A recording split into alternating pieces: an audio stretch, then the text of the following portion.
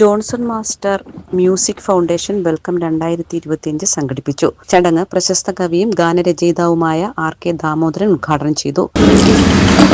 ഞാൻ പറഞ്ഞു വരുന്നത് എന്താണെന്ന് വെച്ചാൽ, ഇന്ന് ആകസ്മികമായിട്ട് സംഗീതത്തില് ഇതൊക്കെ ചില ആകസ്മികതകളുണ്ട്. ഞാനിന്ന് നോക്കിയപ്പോൾ കണ്ട ഒരു സംഭവമാണ്. ജോൺസൺ ജീവിച്ചിരുന്നെങ്കിൽ ഇന്ന് 72 വയസ്സായിരുന്നു. ഈ മാർച്ചിൽ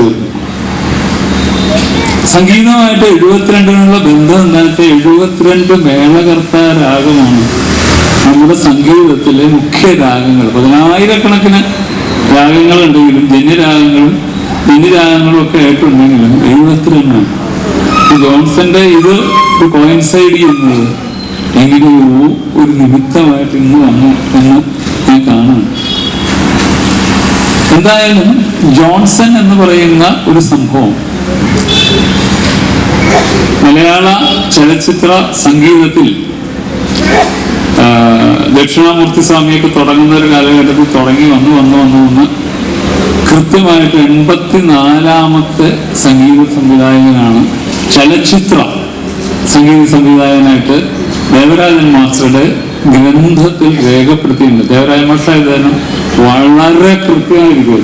84 തന്നെ 83 ആവില്ല, 85 ആവില്ല. കാരണം മാഷ അങ്ങനെ കൃത്യമായിട്ട് രേഖപ്പെടുത്തി വെച്ചിട്ടുണ്ട്. ഫൗണ്ടേഷൻ നടത്തിയ ജോൺസൺ മാസ്റ്റർ ഗാനാലാപന മത്സരത്തിലെ വിജയികൾക്ക് സമ്മാനദാനവും അദ്ദേഹം നിർവഹിച്ചു. Foundation president advocate Kishore Kumar അധ്യക്ഷത വഹിച്ചു. Njarakkal panchayat president mini Raju, secretary KK Surendran, treasurer NN Bhasi എന്നിവർ പ്രസംഗിച്ചു. തുടർന്ന് സംഗീത സംവിധായകൻ സെബി നായരമ്പലം നയിച്ച ഗാനമേളയും നടന്നു.